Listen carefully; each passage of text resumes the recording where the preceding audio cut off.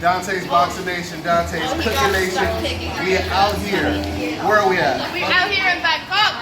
There you go. She's from Ireland. Matter of fact, introduce yourself to the world. My name's Hannah and I'm from Ireland and I'm the biggest fan of cooking show. You hear that? Yeah. Biggest fan? And I'm from Ireland. Sorry.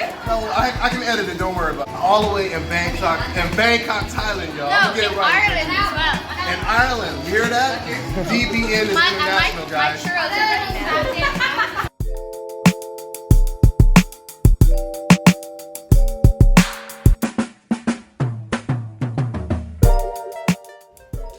Dontaesboxingnation, what's going on, guys? So David Morrell, he puts on another very impressive performance against Alantez Fox, stops him in the 4th round. What's interesting about this stoppage, this wasn't the best opponent, obviously, but this guy went 12 rounds with Demetrius Andrade and also managed to knock down Demetrius Andrade. David Morrell, he made things look so easy.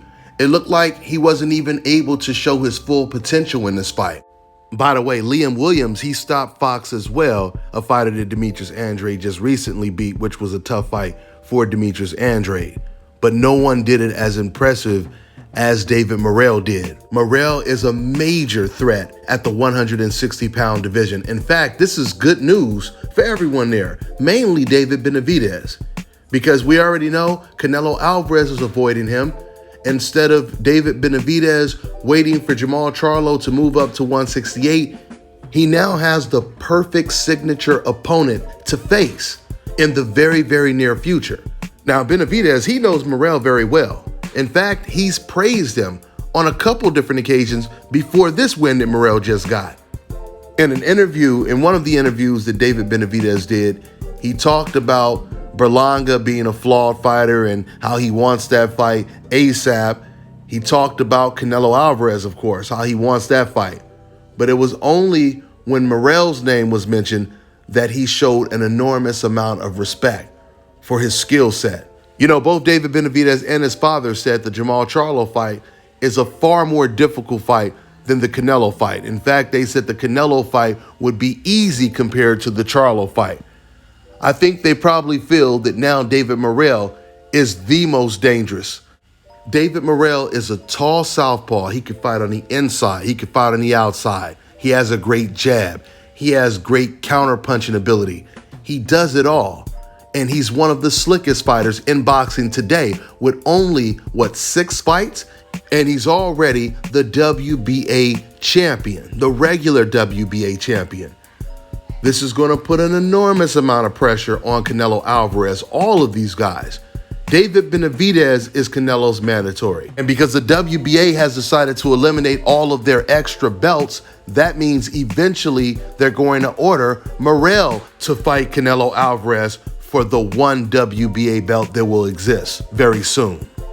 So the question is, with fighters like David Benavidez, David Morrell at 168, Benavidez, Bivol, Joe Smith, and Anthony Yarde, because Anthony Yarde will most likely be fighting against Joe Smith soon. He's the #1 contender. And Gilberto Ramirez, who had another impressive win tonight over Gonzalez. With all of that smoke, where does Canelo Alvarez go from here? Does he create another Canelo Alvarez weight class like he did when he was at 154, making all of his opponents come in at 155? Maybe he does something like that now where he makes everyone come up to 172 or something like that. Either he's going to do that or he's going to take on a tough challenge.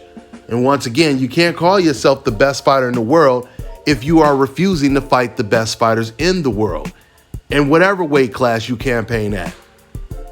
I messed around and gave Canelo Alvarez too much credit before when I told you that he was pound for pound the best fighter in the world against European fighters. That turns out to not be the case because he's not fighting, or I should say he's not even fighting the best European fighters. He refuses to fight the best Mexican fighter, which is David Benavidez. He's refused to fight the best undefeated black fighters, which is Andrade and Charlo. And we know Morrell, who's a black Cuban, who will eventually be on that list. And we don't even know if Canelo is willing to fight, once again, the best European fighters at 178, or 175, excuse me, which is Beterbiev and Bivol. And by the way, speaking of Morrell, the last time I brought up a Cuban fighter in my video, some people were in the comment section saying he's not black, he's Cuban. That's like saying Tyson Fury is not white, he's British. Lomachenko is not white, he's from the Ukraine. It doesn't take a brainiac to know that race and nationality are two different things. With that being said, I want to talk about one of the strangest stoppages we've ever seen in a boxing match.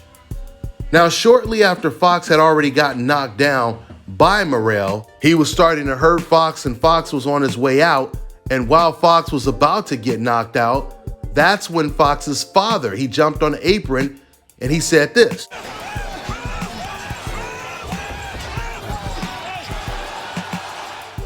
Now, when he did that, a towel was thrown into the ring, but it wasn't from Fox's corner. It was actually from Morrell's corner. It was Ronnie Shields who threw in the towel. But the whole reason Ronnie Shields threw in the towel is because Ronnie noticed that Fox's father and trainer was trying to get the ref's attention to stop the fight and he couldn't. So that's when he threw in the towel. But there was just, people saying, well, that could have caused confusion. Morrell could have ended up losing the fight by TKO just because it was his trainer that threw in the towel. But that would have never happened because they would have went back and watched the replay and seen that it was Fox's corner that was trying to stop the fight before Ronnie Shields threw in the towel. So with that being said, once again, this was another great win for David Morrell. And now there are some big fights to be made at 168 without Canelo Alvarez, which would put more pressure on him. Let's see how it all plays out. Let's see what David Benavidez had to say about this win. That's all I got for now, guys. I'm on to the next one.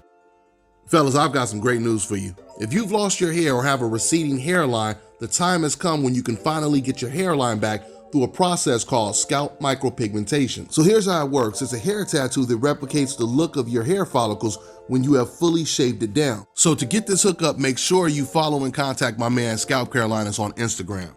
Contact them at 704-499-3471. And make sure you follow them on Instagram. All right, now check this out, guys. If you're looking to repair eczema scars, burns and bruises, dark spots and blemishes, then this right here is the perfect product for you guys. It's called Elo de Key Face and Body Oil. Athletes and top-ranking boxers, they're also using it after training to reduce swelling, inflammation, and to ease